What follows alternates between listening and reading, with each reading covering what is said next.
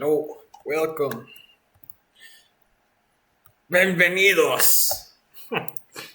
Today we're back with another episodes. Um, yeah, you know how it goes with these Minecraft worlds. You get like 30 minutes of like insane motivation, but then you get down to it and you're like, "Fuck, I have to do all this grinding." So today I think we're gonna start this episode off with a little with a quote today. Um, something, something, so you guys can get the gist of this. Hopefully, it'll help translate what I'm trying to say better.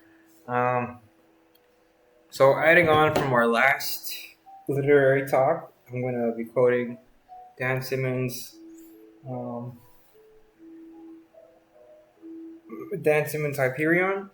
So here it is. Poets are the mad midwives to reality.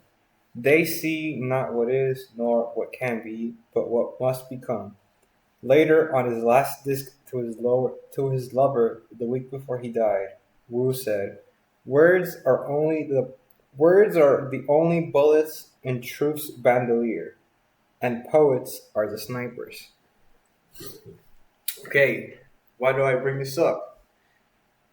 Our topic in question today, I finally been blessed. I was graced by Allah himself. No, not Allah. I wouldn't say it was Allah this time, but I think it was like I got visited by Hermes himself. Because a while ago I got super into the Kabbalah. I got really like fucking conspiracy level like fucking insane. I thought I had like found the secret or like the meaning of life. Um, because it is extremely eye opening. Uh, learning about the Kabbalah, learning about what could have been magic. Which is dumb. I know, like magic isn't real, obviously, but I'm here to propose an idea to you, right? So I got visited by Hermes, okay, because I'm a hermetic. I think that's how you say it. I'm a hardcore Gnostic, as I've been trying to fucking implore to you guys over these. The whole point, what I keep trying to harp on is that the quest for knowledge is what gives us. It is essentially it is the tree of life. The Kabbalah. So I read about. I'm just gonna say Borges, but Jorge Luis Borges. I read about him back when I found out about burning chrome. Around the time I got into William Gibson, and we have a burning chrome review coming up, but so today we're reviewing the aleph, or in Argentine, el aleph, which is technically the first letter in the Kabbalah, but in this sense it isn't. So I just want to say something crazy here, right? I want to say something that is a little bit abstract. I do believe that the concept of alchemy is real. But hear me out, right? Hear me out. Alchemy, in a sense, is real. Okay, and I'll explain it to you. Okay, so essentially, what alchemy is the transformation of materials in order to create something else, right? And at its core, that's what alchemy is. You use different ideas and different, it's just different ideas. I don't know why I try to make it seem grandiose than it is. It's just a mixing of ideas, right? But back in the day, it was a mixing of minerals. So essentially, and as the age-old adage goes, uh, they said that they would try to make. There's an old fable, right? There's an old legend that you can transmute copper into gold, right? So what I'm proposing to my generation of 26-year-olds is that alchemy is real, but it was lost in translation over the centuries. So essentially, what it is so the best way I could explain this is I think it's either the Greek or one of the Roman legends of trying to shoot an arrow in the notches of 12 in a row. Okay, fuck. I'll put a picture up and you guys will know exactly what I mean.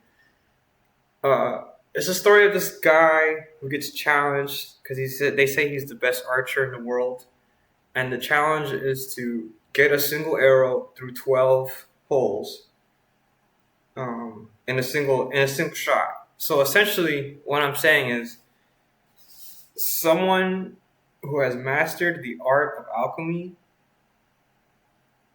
can get 12 different separate holes. In a sense, right? They can shoot an arrow, and the arrow will go through the holes, and each hole is like a different idea. At the end of the 12th arrow, you get a result, and that result is of the 12 different elements or minerals that you use to combine to create said thing, right? Okay. um, so uh, I used to think it wasn't real, but then after reading the Alf, it's like for context, right? George Luis Borges, he's like, the interview I saw of him, he's like 50, he's blind, which is like the perfect fucking thing ever. Like, oh, come on, an old blind man. Come on, that's like God's literally telling you in your face, right? So, so it's like, that's something that he does masterfully. That's something that he's a fucking genius. He's genius at this shit. It's fucking crazy. He'll like, there's one part in this fucking book where he's like, oh, this seems like of Damascus, or this seems like of Herodias of the Greek times, or this seems like of Jupiter of the Roman times. It's just that he gets all these insane fucking ideas, and in the process of combining and trying to explain how he feels, he just creates like this insane, vibrant image that, like, I know for sure God told him all this stuff. I know it. You guys can't. No one can take this away from me. I know God told him. I know God told him. And there's just like, if you even take away like the mysticism and the the craziness behind all that, like, you would read his stories and you can just tell like instantly, like, oh, this guy, like, from the title he has you in his territory. And then, like, you read it and it's full of, I don't want to dumb it down to say, oh, it's full of these one-liner zingers. No, like, they're like these beautiful, like, super deep, crazy, like, allegorical, like, just like, and the thing I love about it is that, like, it's like so easy to understand. Like, you read it and it's like, oh, like, this is, you know exactly what it's going for, because it's like old man knowledge, like, that's like the best the best type of thing that you could read, kind of, not really, you know what I mean. There is a couple stories, so that's like, I've just finished the Alpha today, but I can say without a doubt, like, he is insane. He is insane. I think the only other person that comes close to this level of outsiderness is Lovecraft for sure. He's the only other one that I can think of because like Lovecraft is like a lord and Borges is like a king, right? Because Lovecraft is just so he's just so fucking like. I don't think Borges could come up with Cthulhu, is what I'm saying, But not to say that, Borges isn't crazy on his own right, because obviously I'm making a video on it, so it'd be kind of dumb to say that. Like, he isn't. And this is my first story, obviously, like, more knowledgeable about Lovecraft and personally, he's my favorite because he suffered through a lot of depression and stuff. I can relate to that. But Borges, on the other hand, okay. So there's a couple stories that like the Dead Man. Okay, like you have to just. By the way, I'm reading the one. Something else about him. He's always changing his. He's always going back and before he died, I think he's always going back and like rearranging and shuffling the order and his collections, and it just goes to like prove how eclectic he was in my eyes. I'll tell you my favorite, the one that I read that I was like, oh this is like completely. This is spoiler talk from here on out. The House of Asterion.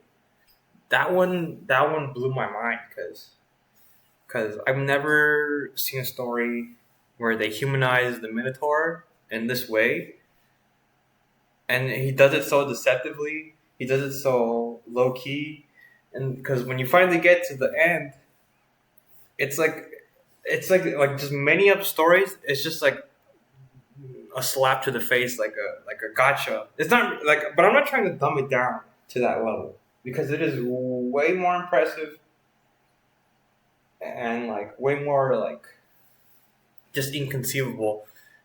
I love this guy. I love Borges because he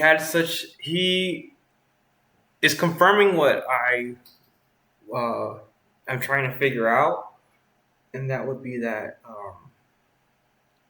language is like the one thing that I need to focus on entirely. Like trying to learn new languages is the only thing that I should be doing right now with my life. Yeah, the House of Astorian. I really like the Alf. The Alf was like that is my bread and butter, literally. There's something like something like that happened to me, and it's crazy that he just like explained it. It's just fucking. And I mean, a lot of it is there's some stuff about Allah and the Kabbalah, and he is a little racist, but we like him. We like him like that because they're a product of their time.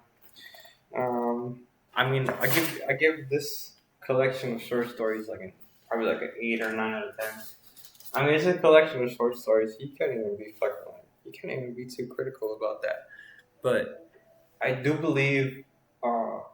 There's one final thing. So the next time we're going to be doing a review on Burning Chrome by William Gibson. But there's something else in that Firing Squad video that I saw where he does like an interview with some guy. I don't remember what his name is. He's a good interviewer, very good interviewer. But George is just he's too old. He's way out of it at that point. But there's something he says. I forget what the guy asks him, but he's just like, I prefer to live in my own literary world, and that just like, cause same, bro, same, just same overall. Yeah, I give this book. The one I'm reading is the translation by Andrew Hurley. I'm very interested in reading other ones because, like I said, there's just translating is the wave, as they say. Anyways, I just needed to get that off my chest. Something short.